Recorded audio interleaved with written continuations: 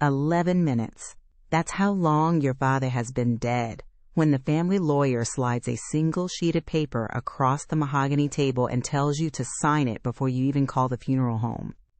There are people crying in the next room, people who actually loved him, and you're staring at a clause on page 4 that transfers voting control of a $500 million trust into your name, effective immediately if you initial right here. This is level 7. This is the top of a ladder that took 45 years to build, and you're about to learn in real time that inheriting money and inheriting control are two completely different inheritances, and only one of them was ever really yours to refuse.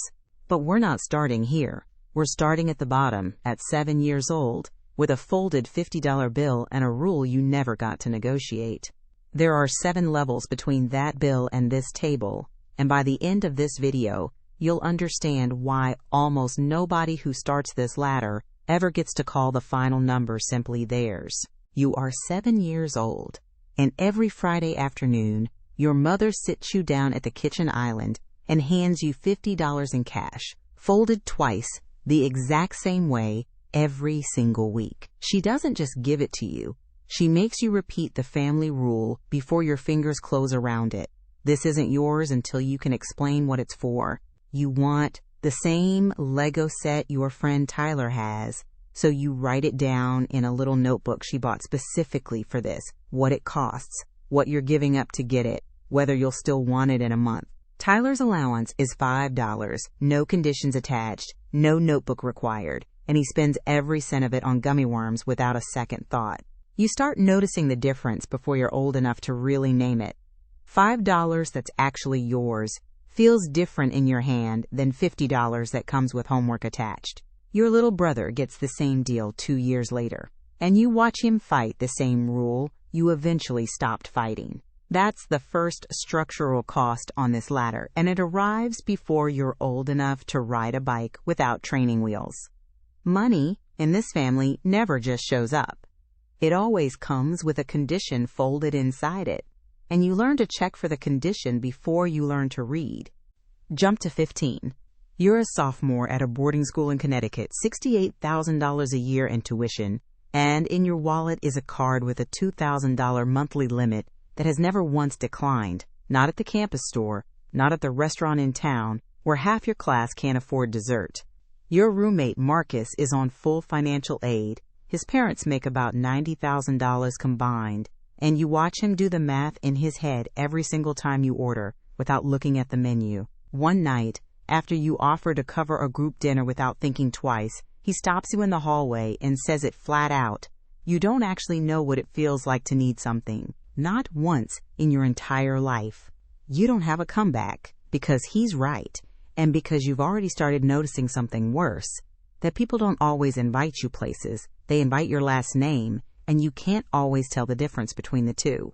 The dorm advisor even pulls you aside once and says, gently, just be careful who you call a friend here.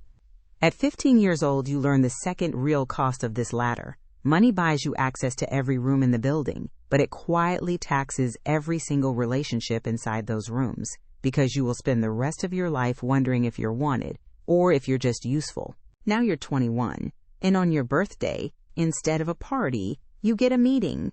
Whitfield, the family attorney who has managed the trust since before you were born, sits across a glass desk on the 40th floor and opens a binder 2 inches thick. Under the terms set by your grandfather, you now qualify for a first distribution, $250,000 a year, released on a fixed schedule for 9 years, until the principal trust itself vests when you turn 30. This is not your money yet, Whitfield says, tapping the clause with one finger. This is a test of your money. You ask him, half joking, what happens if you fail the test?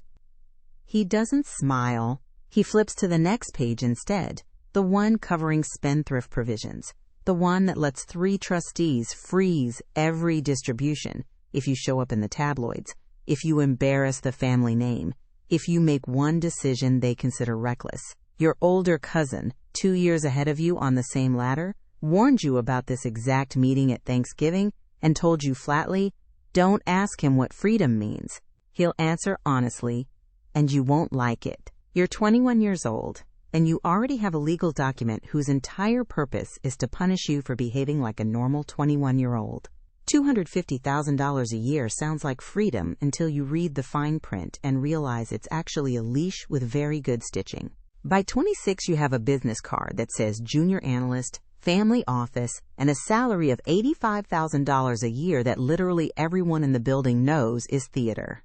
You arrive at 9, you sit in meetings about your own family's holdings, hundreds of millions of dollars in real estate and private equity positions, and you write memos that nobody actually reads because the decisions that matter get made at dinners you're still not invited to. A colleague named Priya, hired from outside the family, actually needs her paycheck to make rent, and one afternoon she asks you, genuinely curious, why you even bother showing up at all. Because if I don't, you tell her, they say I'm not serious about the family's future, and that follows me for years. She laughs, not cruelly, and says something that sticks with you longer than she probably meant it to. You have the only job in this entire country where doing nothing and doing everything look exactly the same on paper. Your father stops by your desk once that year, glances at a report you spent 3 weeks on, and says only, "Good, keep going," without ever reading past the first page.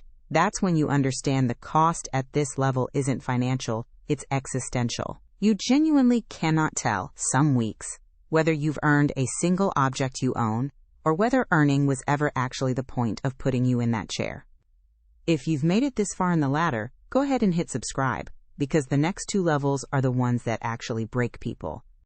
At 33, the family moves you into what they formally call trustee training. You're given real discretionary control over a $40 million subtrust, your own signature, your own authority, and, for the first time, real consequences if you're careless with somebody else's future. This is also the year you get engaged to a man named David, who sits across from a different lawyer, a specialist flown in just for this, and reads through a 112-page prenuptial agreement that spells out exactly what happens to every single dollar if the marriage ever ends. David closes the folder, looks at you, and says, "I love you. I want you to know I read every page of this, and I signed it anyway, because I need you to actually believe I'm not here for the number." You believe him, mostly, but your sister, who went through her own version of this exact meeting 3 years earlier and is now divorced, warns you over coffee. Believing him is the easy part. Watching yourself keep score is the part that gets you. That night, lying awake next to David, you catch yourself doing something you never expected to do at 33 years old with $40 million under your control, wondering if you will ever again meet a single person who wants you before they know what your name is worth. That's the cost at this level, not the money, the math you can't stop doing about the people who claim to love you. By 45, you carry the title principal. You run the family office day to day, and your name is attached to a net worth of $180 million, almost all of it on paper, almost none of it liquid, most of it locked inside trusts, LLCs, and holding structures with names longer than your own.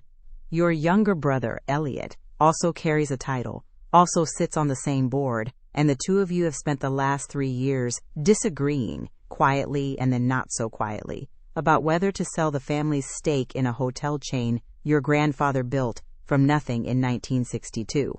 At a board dinner, in front of 11 people, none of whom are actually family, Elliot leans across the table and says, "You've spent your whole life thinking you're the responsible one, but you're just the one who's scared to make a decision that isn't already made for you. Nobody defends you, because in this room, loyalty is a resource, and tonight it's being spent on the deal, not on you.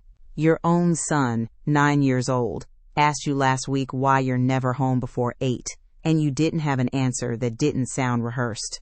You go home that night to a house worth more than your childhood friends will earn in a lifetime, and you sit alone in a kitchen twice the size of the one your mother handed you $50 in, and you realize the cost at this level has a name.